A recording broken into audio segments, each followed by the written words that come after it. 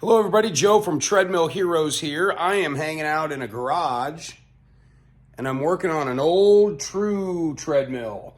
But the issue is, every time they hit the start button, 3, 2, 1, pop. We pop the breaker over there. Now this could be on a GFCI outlet, this could be on just a regular breaker in the house where you gotta, flip the breaker down in the basement.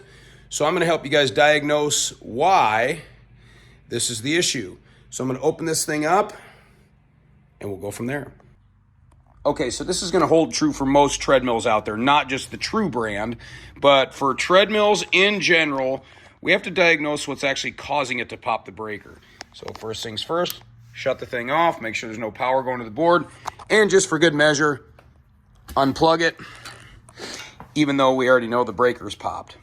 So I always like to start with the drive motor, because when you hit the button 3, 2, 1 and it counts down, it almost seems like the second the motor control board here feeds power into the motor, the breaker pops, right? So let's just take the motor out of the equation for starts. So most home treadmills are going to run on a DC motor, which is just going to be 2 wires. Normally, they're a red and black wire, but you can just follow the wires coming from the motor, which I know which ones they are. They're this red and black one here. I'm just going to unplug these from the motor control board.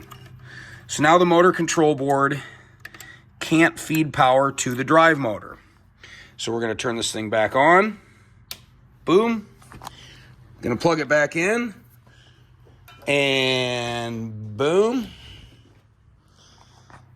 And then I'm just going to turn the tread back on here, which I think I did. Oh, let me reset the breaker on the wall. Okay, so now we got power going back to the board. I'm going to hit 3, 2, 1 and see what happens. Or I'm going to hit start and we'll get a countdown from 3, 2, 1. And so we're counting down 3, 2, 1. Whoa, looky there. No breaker pop. We still got power.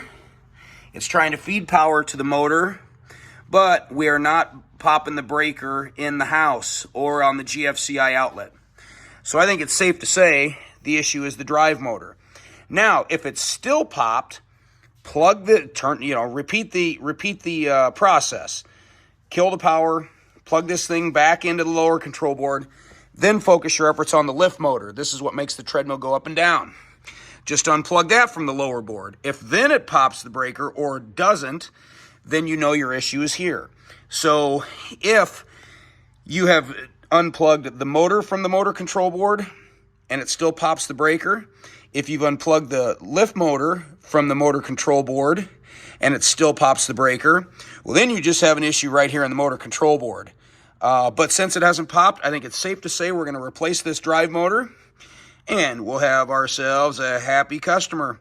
Visit treadhero.com with any more questions. We'd love to help you out.